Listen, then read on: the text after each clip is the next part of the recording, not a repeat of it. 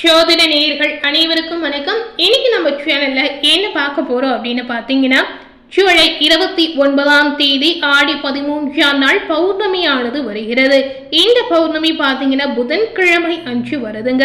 பொதுவாகவே பௌர்ணமி அப்படின்னு சொல்லும்போது எல்லாரும் என்ன செய்வோம் அப்படின்னு பார்த்தீங்கன்னா, கடவுள் வழிபாடு செய்வோம். அது மட்டும் இல்லாமல் சில பரிகாரங்களை இந்த நாளில் செய்வோங்க. ஏன் இந்த பௌர்ணமி நாளில் மட்டும் இந்த மாதிரி விஷயங்களை நம்ம கடைபிடிக்கிறோம் அப்படின்னு கேட்டிங்கன்னா, இந்த நாளில் நாம செய்யும் போது நாம நினைத்த விஷயம் எதுவாக இருந்தாலும் அது நிச்சயமா நிறைவேறும் அப்படின்னு ஜோதிட ரீதியாகவே சொல்லியிருக்காங்க. ஸோ இந்த நாளுக்கு அவ்வளவு சக்தி இருக்கு, இந்த நாளிற்கு அவ்வளவு மகத்துவம் இருக்கு அப்படின்னு கூட நம்ம சொல்லலாங்க. இந்த ஆடி பௌர்ணமி அன்று நீங்க இந்த வழிபாடை மட்டும் செய்தீங்கன்னா இந்த ஒரு பலனை நிச்சயமா நீங்க அடைய முடியும் அப்படின்னு சொல்லியிருக்காங்க. ஸோ இந்த வழிபாடு எப்படி செய்யணும் என்பதை நம்ம பார்க்கலாம். அதே போல இந்த ஆடி பௌர்ணமியோடைய தாக்கத்தால் தனுசு ராசினியர்களுக்கு என்ன மாதிரியான பலன்கள் கிடைத்திருக்கு என்பதையும் நம்ம பார்க்கலாங்க. முதல்ல வழிபாடு எப்படி செய்யணும் அப்படிங்கிறத நீங்க தெரிந்து கொள்ளுங்க. ஆடி பௌர்ணமி அன்று சிவபெருமானுக்கு திருத்தபால் அபிஷேகம் செய்து கருப்பு பட்டாடை 100 முத்துகள் கோத்த மணிமாலை கருவு முத்தம் பூமாலை அணிவித்து மூங்கிலரிசி பாயாசம் படைத்து வழிபட்டு வந்தீங்கன்னா எப்பேற்பட்ட கடனாக இருந்தாலும் எப்பேற்பட்ட பகையாக இருந்தாலும் விலகிடும் அப்படின்னு சொல்லியிருக்காங்க. இதனாலதான் ஒவ்வொரு மாதமும் பௌர்ணமி அன்று விரதம் இருந்து விளக்கேற்றி வழிபடுவதால் நற்பலன்களை நீங்க அடைய முடியும் அப்படின்னு சொல்லியிருக்காங்க. இந்த ஆடி மாத பௌர்ணமியில விளக்கேற்றினால் உங்க வாழ்க்கையில வளமும் நலமும் பெறலாம் அப்படின்னு சொல்லியிருக்காங்க. இந்த பௌர்ணமி நாளில் எப்படி விரதம் இருக்கணும் என்று கேட்கக்கூடிய நேயர்களுக்கு பௌர்ணமியில பொதுவாகவே அம்மன் வழிபாடு நீங்க கடைபிடிக்கலாம். அம்மன் கோவில்களில் சிறப்பு பூஜைகள் நிச்சயமா செய்யலாங்க. அம்மன் கோவில்களில் விளக்கு பூஜை அன்னதானம் கூட நீங்க செய்யலாம். ஸோ இந்த பௌர்ணமி என்று சொன்னாலே இந்த பூஜைக்கு எல்லாமே ஒரு சிறப்பான அம்சம் இருக்கு அப்படின்னு சொல்லியிருக்காங்க. இந்த பௌர்ணமி என்று விரதத்தை கண்டிப்பா நீங்க மனமாற கடைபிடிக்கலாம்.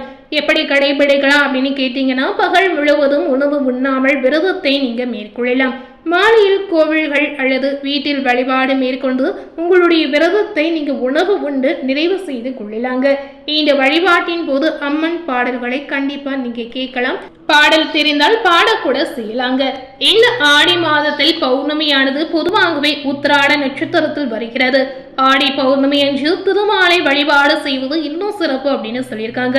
அன்றைய தினத்துல விளக்கேற்றி வழிபட்டு வந்தீங்கன்னா பதவி உயர்வு கூட உங்களுக்கு கிடைத்திடும். குடும்பத்தில் வளர்ச்சியும் அமைதியும் உண்டாகும். புண்ணியம் சேரணும் அப்படின்னு நினைக்கக்கூடிய நேயர்களுக்கு புண்ணியங்கள் வந்து சேரலாங்க. ஏன் இந்த பௌர்ணமி நாளில் மட்டும் கிரிவலம் சென்று வராங்க என்று கேட்கக்கூடிய நபர்களுக்கு இது ரொம்பவே ஒரு நல்ல விஷயம் அப்படின்னு சொல்லியிருக்காங்க. பொதுவாகவே பௌர்ணமியில கிரிவலம் செய்து வந்தீங்கன்னா உங்க வாழ்க்கையில நினைத்து பார்த்த விஷயங்கள் ஒவ்வொன்றாக நடக்கும், ஒவ்வொன்றாக நிறைவேறும் அப்படின்னு சொல்லியிருக்காங்க. இந்த நாளில் மழையினை சுற்றி வருவதால் மனதிற்கு அமைதி தெளிவு உண்டாகலாம்.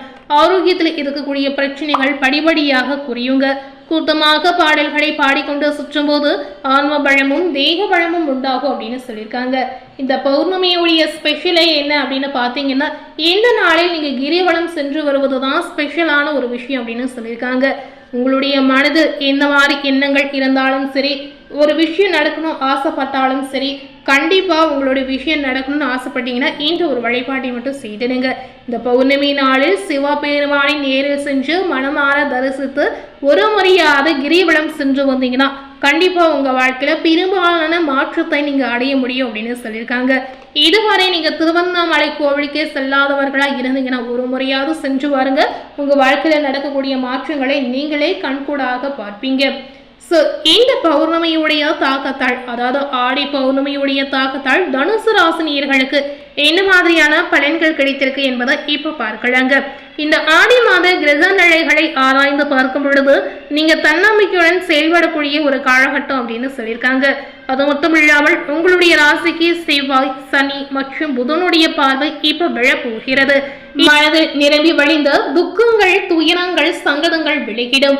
உங்களை ஏளனமாக அலட்சியமாக நினைத்தவர்கள் கூட இப்ப திரும்பி பார்க்கக்கூடிய வகையில உங்களுடைய வளர்ச்சி இன்னும் அதிகமாக இரட்டிப்பாக கூட போகிறது அப்படின்னு சொல்லியிருக்காங்க. இந்த நேரத்துல தனுசு ராசி நேயர்களுடைய வாழ்க்கையில வீடு மாற்றம், ஊர் மாற்றம், வேலை மாற்றம் போன்ற நல்ல விதமான மாற்றங்கள் கூட நடக்கலாங்க. ஒரு சில தனுசு ராசி நேயர்கள் இந்த மாற்றத்தை எதிர்பார்த்து காத்திருந்து இருந்திருப்பீங்க.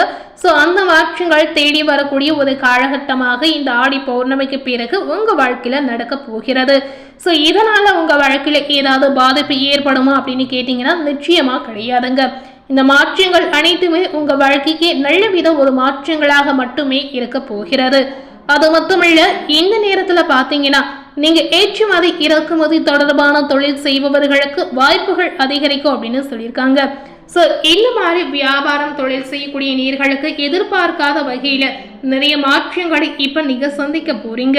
உங்க வாழ்க்கையில இதெல்லாம் நடக்குமா, இதெல்லாம் நடக்க போகிறதா என்ற சந்தேகம் உங்களுக்கே தோன்ற அளவிற்கு அந்த மாற்றமானது இருக்க போகிறது.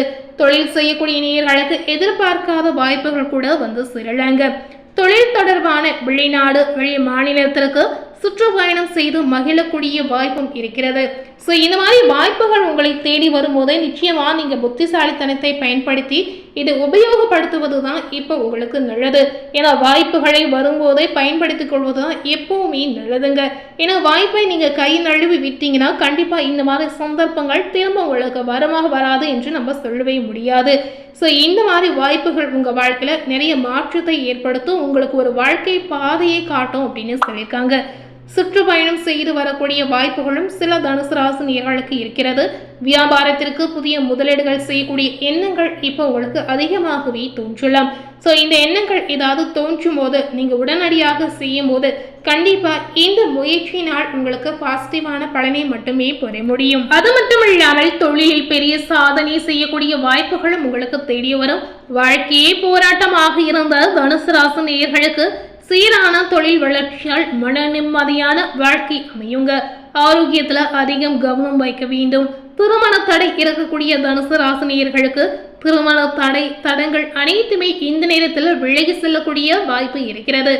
ஆடி மாதத்துல நீங்க என்ன செய்ய வேண்டும் அப்படின்னு கேட்டீங்கன்னா, வெள்ளிக்கிழமை அன்று குலதெய்வ அல்லது இஷ்ட தெய்வங்களை நீங்க வழிபடுவது இந்த காலகட்டத்தில் நல்லது அப்படின்னு சொல்லியிருக்காங்க.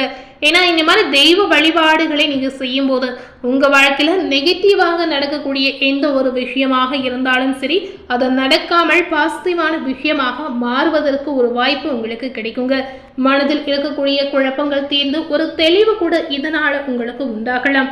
ஸோ மறக்காம இந்த ஆடி பௌர்ணமி நாளிலாவது உங்களுடைய குல தெய்வத்தை நேரில் சென்று தரிசித்து மனமாற உங்களுடைய எண்ணங்கள், ஆசைகள், கனவுகள் எதுவாக இருந்தாலும் கடவுளிடம் முன்வைத்து நீங்க வேண்டிக் கொள்ளலாம். கண்டிப்பா உங்க வாழ்க்கையில இதனால நீங்க நினைத்த விஷயங்கள் நடக்கலாங்க. ஸோ இன்னைக்கு நம்ம சேனல்ல தனுசு ராசி நேயர்களுக்கு ஆடி பௌர்ணமியிலிருந்து என்னென்ன நடக்க போகிறது என்பதை பார்த்திருப்பீங்க. மேலும் இது போல ஒரு புதிய தகவலை தெரிந்து கொள்ளணும் அப்படின்னு நினைத்தீங்கன்னா மறக்காம நம்ம சேனலை சப்ஸ்கிரைப் பண்ணி பக்கத்துல இருக்கக்கூடிய பெல் பட்டனையும் மறக்காம பிரஸ் பண்ணிடுங்க. நீங்க சப்ஸ்கிரைப் பண்ணா மட்டுமே நம்ம சேனல்ல போடக்கூடிய எல்லா நியூ அப்டேட்டான வீடியோஸும் நீங்க உடனுக்குடன் பார்த்து தெரிந்து கொள்ள முடியும். தேங்க்யூ.